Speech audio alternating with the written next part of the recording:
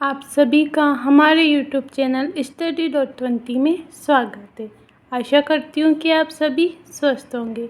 आज हम DLED की डेली लेसन प्लान बनाना सीखेंगे।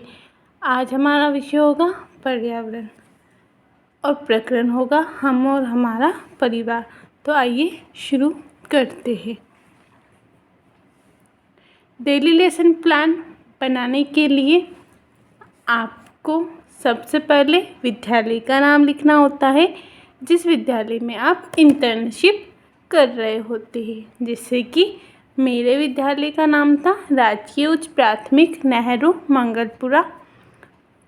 उसके बाद कक्षा, कालांश, प्रकरण और विषय और सामान्य उद्देश्य और विशिष्ट उद्देश्य होते हैं जिसके अंदर आपको शिक्षण उद्देश्य और शिक्षण बिंदु लिखने होते हैं। शिक्षण उद्देश्य में पहला होता है ज्ञानात्मक और ज्ञानात्मक के तहत क्या अपेक्षाकृत परिवर्तन होते हैं वो आपको लिखना होता है कि बच्चों ने ज्ञानात्मक जब शिक्षण उद्देश्य आपने सिखाया तो उनमें क्या व्यवहारगत परिवर्तन हुए। तो पहला हमारा है ज्ञानात्मक। विद्यार्थी हम और हमारा परिवार प्रकरण के अंतर्गत एकल परिवार व संयुक्त परिवार के विषय में प्रत्यभिज्ञान कर सकेंगे। दूसरा है विद्यार्थी हम और हमारा परिवार प्रकरण के अंतर्गत एकल व संयुक्त परिवार के विषय में प्रत्यय स्मरण कर सकेंगे। आपको हमेशा ध्यान रखना है कि जो आप ज्ञानात्मक लिखेंगे इसमें प्रत्यभिज्ञान और प्रत्यय स्मरण बिंदु इम्पोर्टेंट होते हैं जिसे आपको लिखना होता है। और दूसरा जो होता है अवबोधात्मक। अवबोधात्मक के अंतर्गत विद्यार्थी हम और हमारा परिवार प्रकरण के अंतर्गत एकल परिवार व संयुक्त परिवार की व्याख्या कर सकेंगे तथा उनके गुणों की तुलना कर सकेंगे। अवबोधात्मक में व्याख्या और तुलना दो बिंदु आपको लिखने होते हैं। तीसरा है अनुप्रयोगात्मक। अनुप्रयोगात्मक के अंतर्गत विद्यार्थी हम और हमारा परिवार प्रकरण के अंतर्गत एकल परिवार व संयुक्त परिवार के गुणों की भावी जीवन में प्रयोग कर सकेंगे। अनुप्रयोगात्मक का मतलब ही होता है प्रयोग करना। विद्यार्थी अपने भावी जीवन में इसका प्रयोग कर सकेंगे।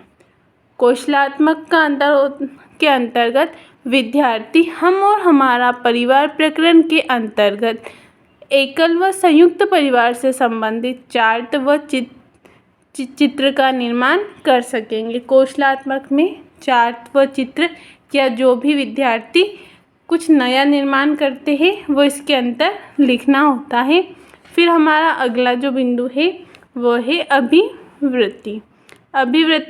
अभिवृत्तात्मक के अंतर्गत अभिवृत्ति को लिखना होता है। जैसे विद्यार्थी हम और हमारा परिवार प्रकरण के अंतर्गत एकल व संयुक्त परिवार के प्रति अभिवृत्ति का विकास कर सकेंगे। और दूसरा होता है अभिरुच्यात्मक। अभिरुच्यात्मक के अंतर्गत अभिरुचि उत्पन्न कर सकेंगे। विद्यार्थी हम और हमारा परिवार प्रकरण के अंतर्गत एकल व संयुक्त परिवार के अध्ययन में रुचि ले सकेंगे। मैंने ये पास लिख रखा है क्योंकि मुझे एक लेसन प्लान बनाने के लिए सिर्फ 3 ही पेज दिए गए हैं। आप इसको दूर व अच्छे से लिखिएगा। शिक्षण सामग्री वे होती है जो आप बच्चों को कक्षा में पढ़ाते समय प्रयोग में लाते हैं। जैसे चौक, बोर्ड, पाठ्य पुस्तक, संकेतक और शिक्षण विधि जिस विधि का प्रयोग करते हुए आप बच्चों को पढ़ाएंगे। जैसे प्रश्नोत्तर विधि, व्याख्या विधि, प्रदर्शन विधि।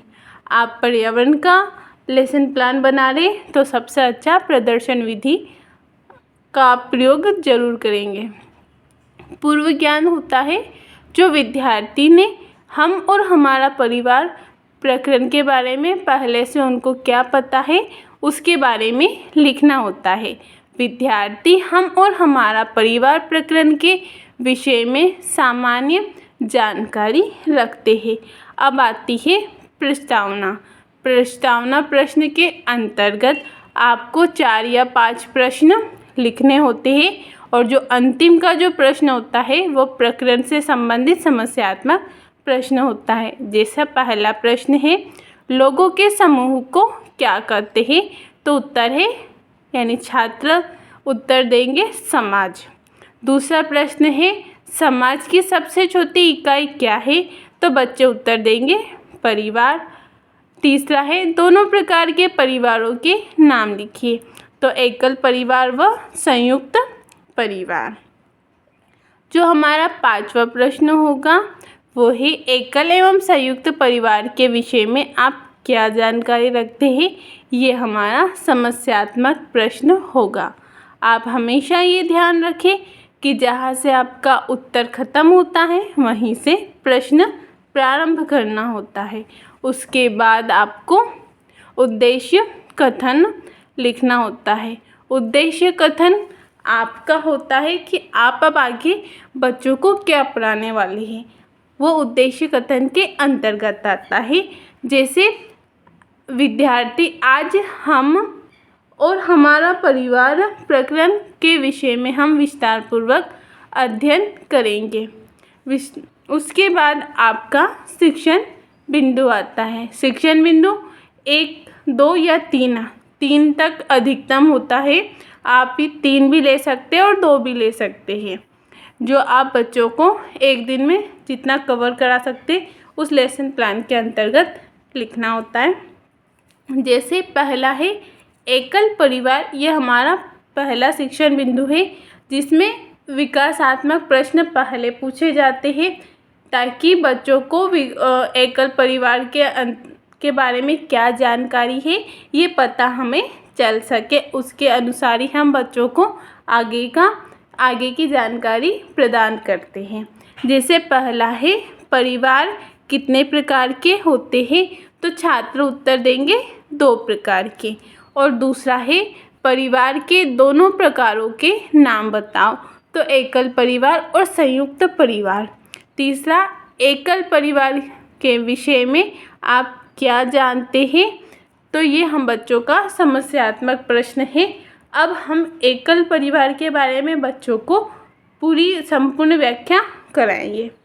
तो फिर आपको छात्राध्यापिका कथन लिखना होता है और बच्चों को समझाना होता है। जिस परिवार में माता पिता तथा उनकी संतान होती है उसे एकल परिवार कहते हैं। एकल परिवार में बच्चों में आत्मनिर्भरता तथा निर्णय लेने की क्षमता विकसित होती है। वर्तमान में एकल परिवार का प्रचलन बढ़ता जा रहा है। अब आपको बोध प्रश्न लिखना होता है। आप चाहो तो इस व्याख्या को बढ़ा भी सकते हैं। मेरे पास पेज कम है इसलिए मैंने व्याख्या को थोड़ा छोटा करके इसका संपूर्ण व्याख्या थोड़े से भाग में ही ले ली है। बोध प्रश्न, अब आपने जो व्याख्या बच्चों को करवाई है, जो समझाया है, उसको लेकर ही प्रश्न पूछने होते हैं जिनको हम बोध प्रश्न करते हैं। जैसे एकल परिवार में कौन कौन होते हैं? तो बच्चे उत्तर देंगे माता पिता तथा उनकी संतान। दूसरा है, एकल परिवार में बच्चों में कौन कौन से गुण विकसित होते हैं? तो आत्मनिर्भरता तथा निर्णय लेने की क्षमता। आप ऐसा का ऐसा भी लिख सकते हैं। ये बिल्कुल सही लेसन प्लान है जिसे मैंने खुद बनाया है। इसके बाद हमारा दूसरा शिक्षण बिंदु प्रारंभ होता है जो है संयुक्त परिवार। संयुक्त परिवार में भी आपको विकासात्मक प्रश्न बच्चों से पूछने होते हैं। जैसे पहला है, परिवार का दूसरा प्रकार कौन सा है? तो बच्चे उत्तर देंगे संयुक्त परिवार। दूसरा प्रश्न है, संयुक्त परिवार में कौन कौन रहते हैं? तो संयुक्त परिवार में माता पिता, उनकी संतान, दादा दादी आदि।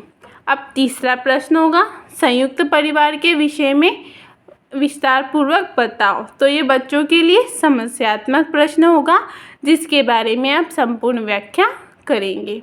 अब छात्रा अध्यापिका कथन के अंतर्गत आप बच्चों को समझाएंगे कि जिस परिवार में माता पिता, दादा दादी, चाचा चाची एवं अन्य सदस्य रहते हो इसे संयुक्त परिवार कहते हैं। इस परिवार में घर के सभी निर्णय घर के मुखिया लेता है। सभी लोग मिलजुल कर रहते हैं। संयुक्त परिवार में बच्चे दादा दादी का स्नेह प्राप्त करते हैं।